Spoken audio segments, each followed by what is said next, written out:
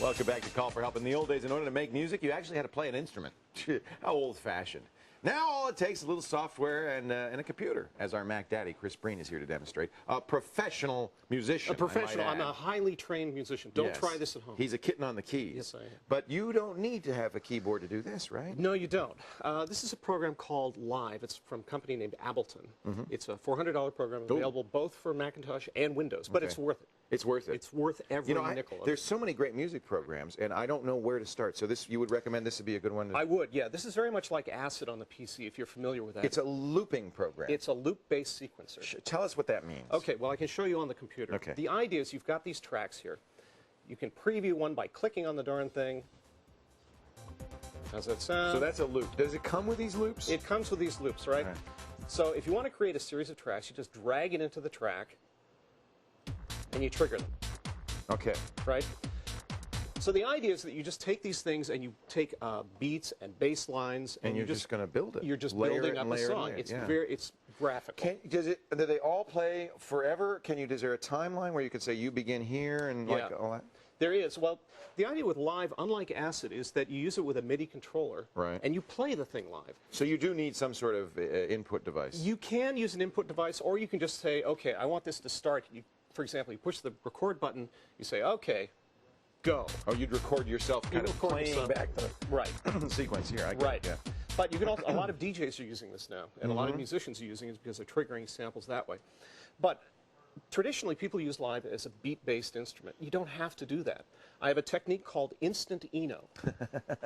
So a beat-based instrument would be just like a drum machine or a rhythm machine. Right. So if you go to a nightclub at night, you're getting this boom, boom, boom, boom, and people think that's all this program is capable of. It does more. Eno is famous, of course, because he did these ambient sounds for airports and things like that. Right. And so this is ambient music, and the idea is that Instant Eno is you are creating a series of loops. Oh, there's the timeline.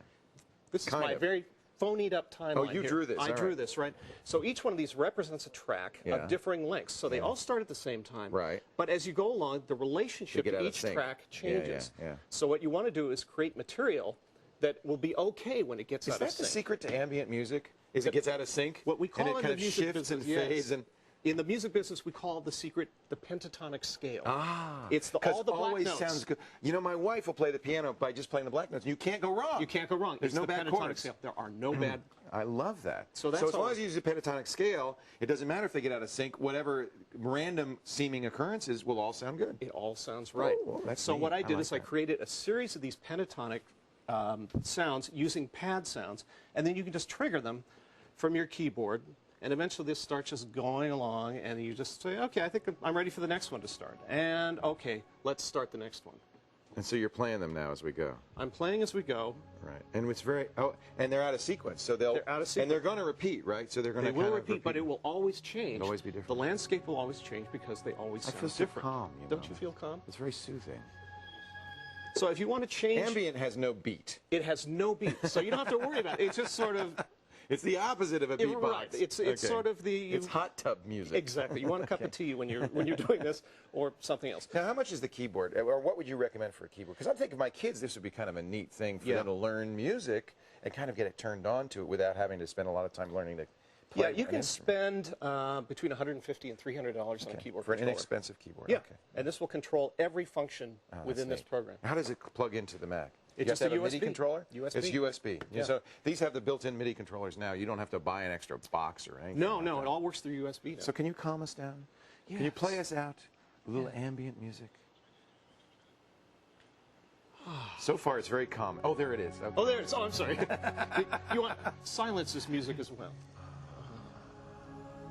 It's beautiful. And this would go on forever. Yes. Which is why I'm so unimpressed now with Yanni. Okay. For more, this is how Yanni does it. Yanni. Here you go. Hey, let's wake you. Oh, see, you can do that too. We got more info on this and other Mac tips on the website. Chris is here every Tuesday. Our Mac Daddy share more of his Mac knowledge. The program is called Live, Windows or Mac, and I like that. Okay.